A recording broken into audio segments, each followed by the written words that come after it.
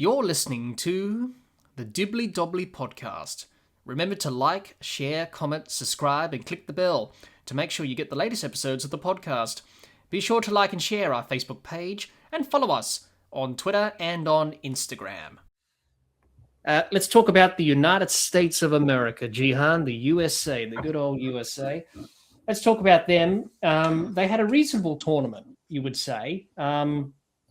Some very good individual performances. Obviously, Van Schalkwyk, excuse my pronunciation there, he was pretty much the leading wicket taker until the latter parts of this T20 World Cup. He bowled really well. They pushed India in the first game.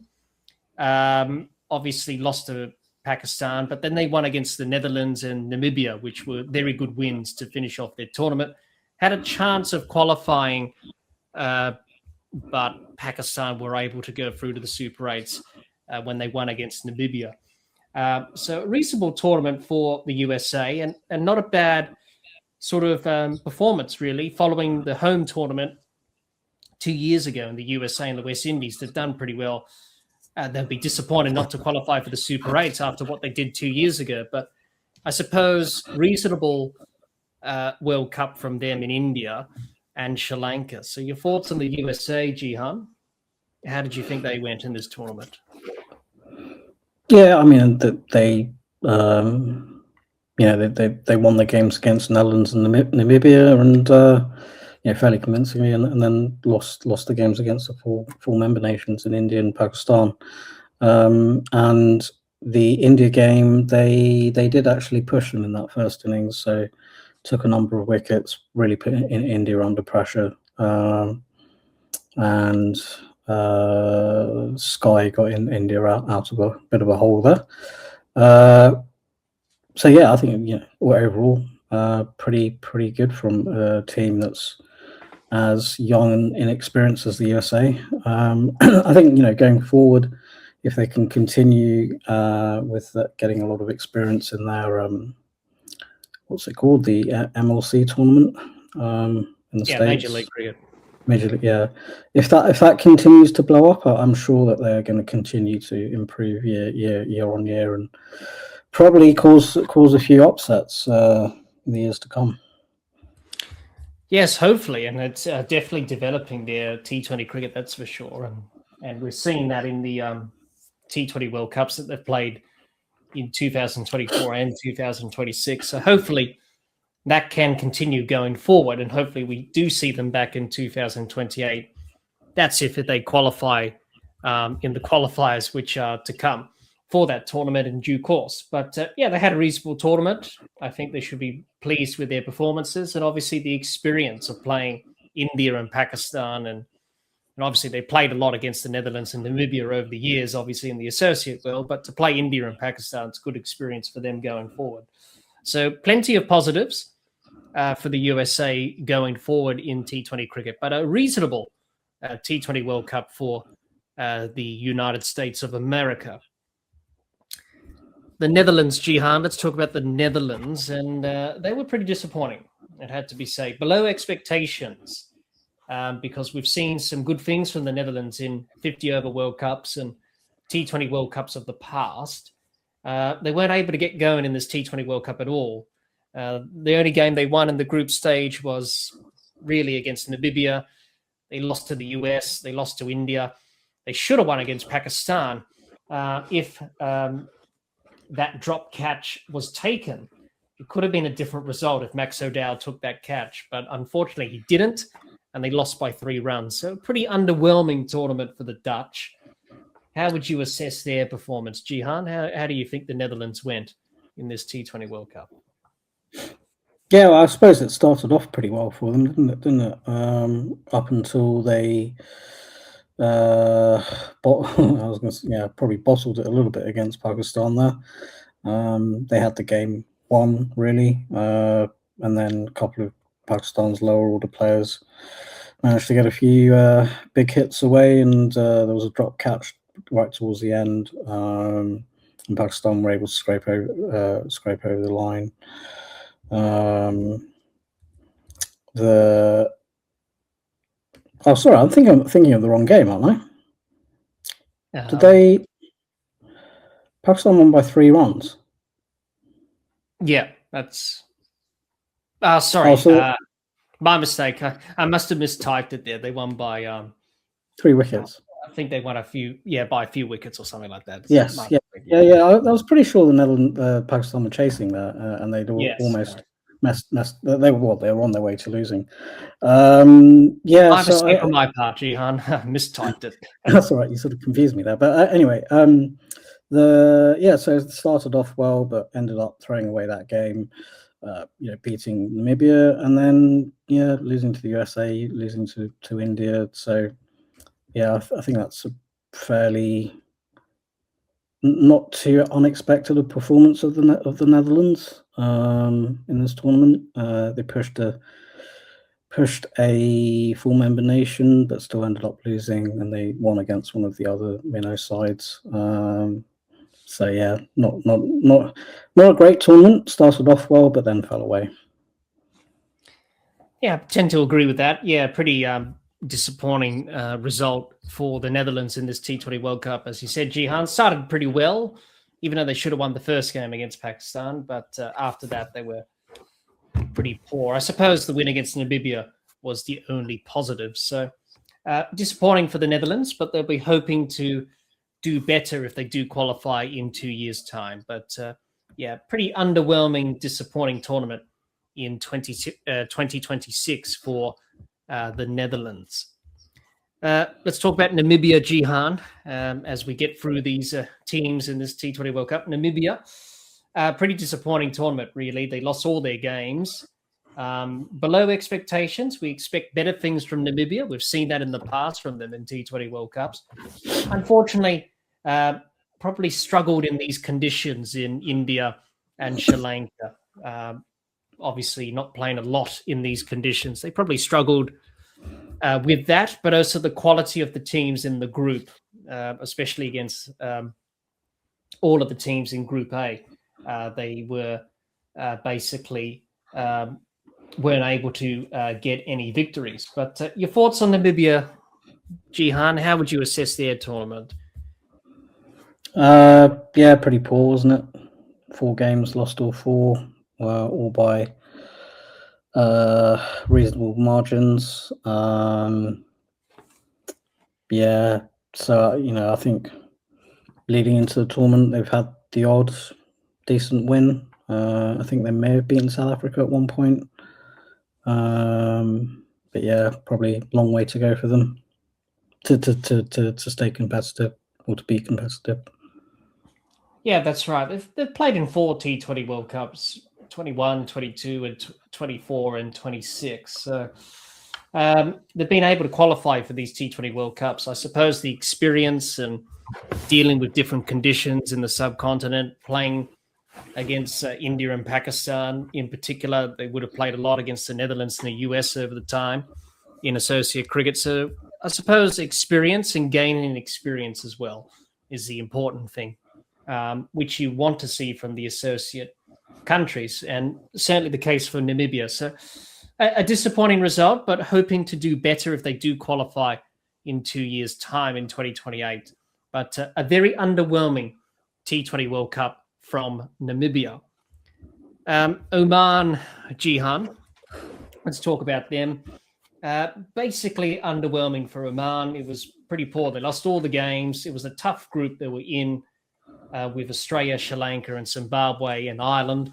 Their batting and bowling wasn't up to scratch. They were outclassed and skilled in all the games in Group B, and that really showed in terms of the margins of defeat when you look at it across the board. So your thoughts on Oman, Jihan, and how did you think they went in this tournament? Yeah, I mean, the worst team in the tournament, probably. Lost all their games by big margins, fairly convincingly. I think they're probably just not to that standard yet compared to some of the other lesser teams. So I think that they just got they just got shown up in this tournament. Yeah, and it's funny that Pat Cummins was interrogated a little bit about the research he'd done on the Oman team prior to the tournament and who their great players were and all that sort of thing. So yeah, I think he honestly probably didn't have a clue about the team, but he didn't end up playing anyway. So yeah, I think probably the weakest team in the tournament and one of the weaker minnow sides. Yeah, they were definitely disappointing. Out of all the associates, probably up there with Namibia and obviously, in terms of not winning games, obviously there were other teams that didn't win a game. Canada was another team as well that didn't win a game. Were probably disappointing, probably in that group of associate nations, whereas the other associate nations, at least they were competitive and were able to push the full member nations as some of their did in this tournament. But yeah, Oman just simply outclassed, really.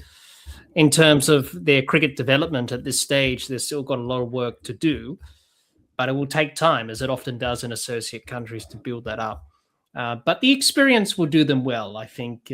Experiencing this, obviously playing in different conditions, you're playing against Zimbabwe, Sri Lanka, Ireland, and Australia. The experience will serve them well going forward. And hopefully that can inspire them to improve and get better. And hopefully they can put in some better results going forward if they do qualify in 2028 for the next T20 World Cup. But yeah, pretty disappointing T20 World Cup for Oman. They'll be hoping to do better and have better results. Let's talk about Italy, Jihan, and you got to say it was a pretty good first T20 World Cup for Italy. Obviously, their first ever T20 World Cup, and they did pretty well. They won a game against Nepal, which was probably their best victory in the tournament. They won by 10 wickets, but they were able to push sides like England, for example, nearly chased down 200. The game against the West Indies, yeah, they struggled a bit there, but they showed some competitiveness at least. Game against Scotland, first game of their T20 World Cup, pretty much journey. Maybe nerves, maybe a bit, bit tense with the occasion and all that stuff. But besides from that, they did put in some good performances here and there as a team, but also some individuals as well. So your thoughts on Italy, Jihan, and how do they go in their first ever T20 World Cup from your perspective? Yeah, I mean, they were pretty good, weren't they? Beat Nepal. Nepal came, within touching distance of beating England. And they pushed England as well. I think that Ben Menente's 50, I think he scored off about 20 balls. That was kind of exhilarating.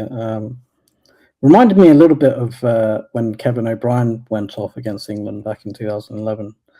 The ODI World Cup. But yeah, I think for a team that's not really that well known, I think that was really a very good performance from them in their first World Cup. Yeah, definitely. They definitely showed a lot of promise and a lot of improvement as the tournament went on, obviously. So they're made up of different players around the world, but that's the beauty of associate cricket. You always have that players who want to play international cricket and want to do their best, and that's what we saw from the Italy team. They were able to perform at their level, but they were able to push England and in that game, and also had a good win against Nepal. And obviously the game against Scotland and the West Indies were a bit of a challenge, but nonetheless, good experience. Hopefully we do see them back again in 2028, and hopefully we do see them back here again in the World Cup. But not a bad performance from Italy in their first T20 World Cup. Not too many expectations, but I think they'll be determined and even more willing to see what they can do in future tournaments if they do qualify and get the chance. So not a bad tournament from Italy. a lot of lessons that they've learned and good experience going forward as a T20 side for Italy going forward. Let's talk about Scotland, Jihan. Let's talk about how they went about things. They were a late addition to this T20 World Cup because of Bangladesh pulling out. And I thought they did an okay job at the last minute. Obviously, not much preparation. Came in late. They probably should have won the game against Nepal. They lost that game, but they had a good win against Italy, and that was probably their best performance. They should have won against Nepal, as I mentioned, but they let that opportunity slip. The game against England, they sort of pushed England in that game. The game against the West Indies, they did well to try and chase down that target in the first game of the tournament for them, but they weren't able to get over the line in the end. So not a bad tournament from Scotland, despite being caught up at the last minute. Your thoughts on how Scotland went about things in this tournament, Jihan? Yeah, I think for the fact that they were caught up at the last minute and wouldn't have really had that much preparation before the tournament, I think it's a reasonably good performance. Even against the West Indies, they were basically taken apart by Shimron Hetmyer, which can happen. And even then, they only came within 35 runs of the huge mammoth total the West Indies got. So, decent batting performance there.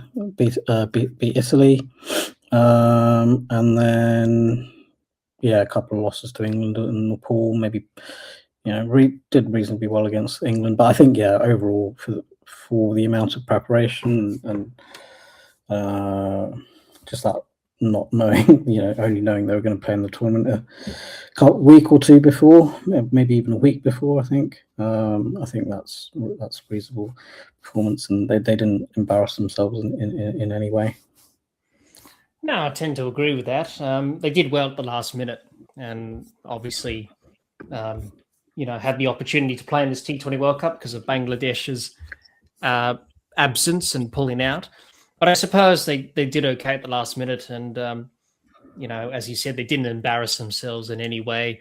The game against Italy was their best performance. Other than that, they did well to be competitive at least. So not a bad tournament from Scotland being called up at the last minute. But they'll be hoping for better results when they look back. But despite the circumstances, I think they'll be pretty satisfied and okay with how they performed in the tournament. So let's hope we see Scotland back in 2028.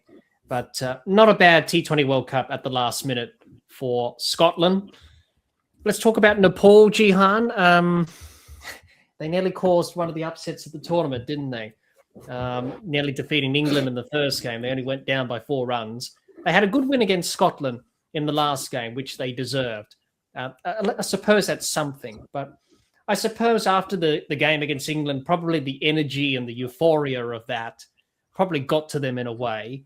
They had a heavy defeat to Italy, and obviously the West Indies were too strong for them.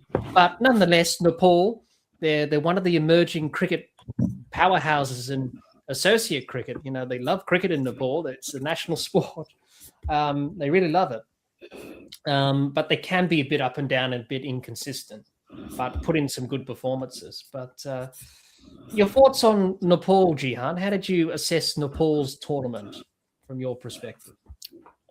It was an excellent game against England, and to be honest, England just about got out of that game in the last over, and they should have really won it. A more experienced team would have seen it through, but they just about got a little bit stuck in that last over. But what was impressive from them was how they were able to go after Jofra Archer and Adil Rashid, which even other teams have struggled with against England.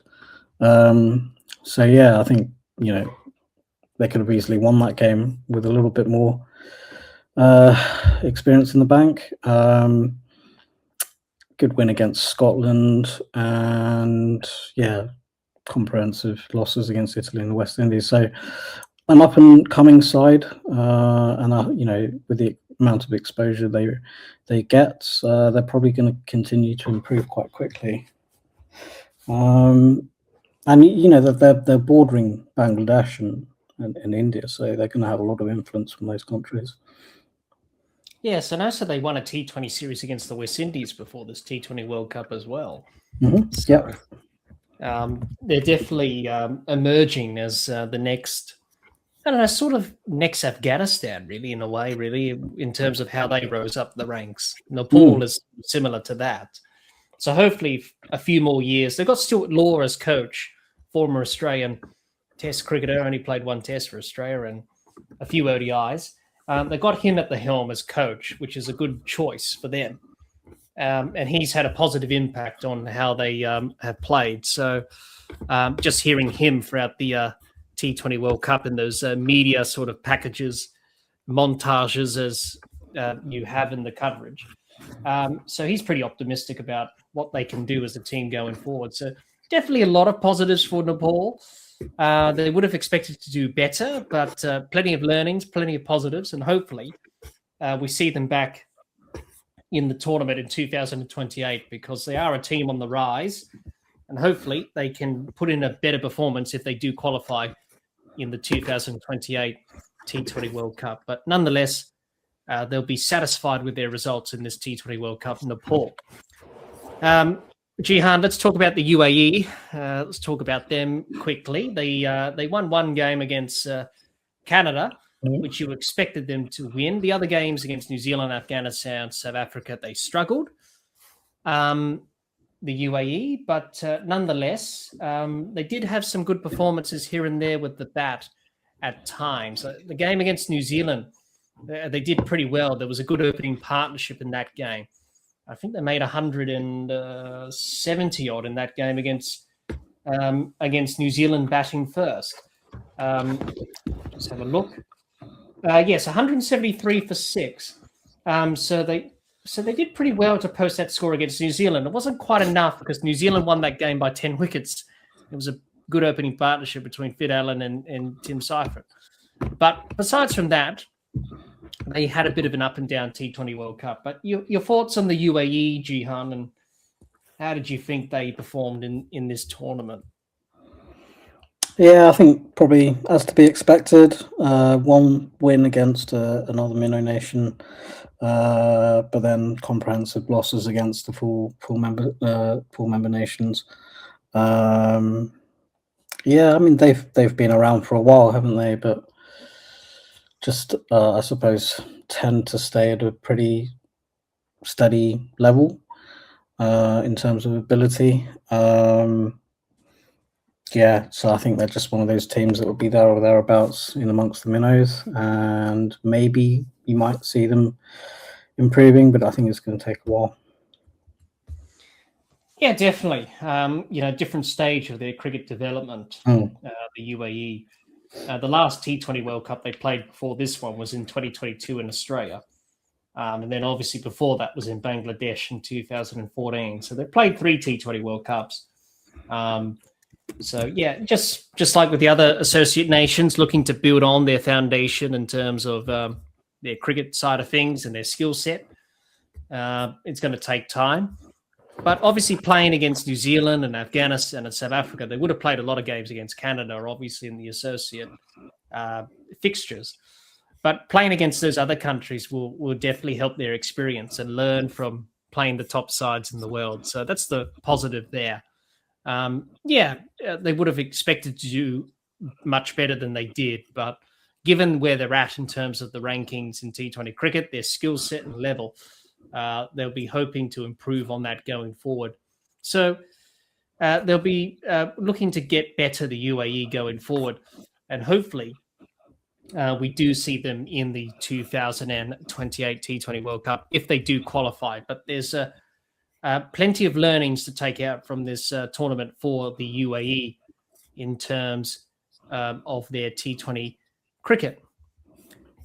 Well, Jihan's a bit of a marathon, but last but not least, Canada. Oh, Canada. Let's talk about Canada to wrap it up. A pretty poor tournament for Canada. They lost all their games in Group D. pretty much South Africa, New Zealand, Afghanistan. You expected them to lose those games there. The game against the UAE could have gone either way, but it didn't go in their favor. But I suppose a positive was Yuvraj Samara, scoring that 100 against New Zealand. He was 19 years old. I think he was the youngest to score 100 at T20 World Cup. That was a positive for Canada there against New Zealand when he scored that 100. Outside of that, not much to speak of.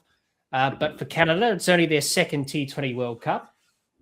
There's a lot of learnings to take out of this tournament. But your thoughts on Canada, Jihan, to wrap up the preview of all the 20 teams in this T20 World Cup? Poor tournament for them. 4 losses, 4 convincing losses. Probably tying with Oman as to who was the worst team in the tournament.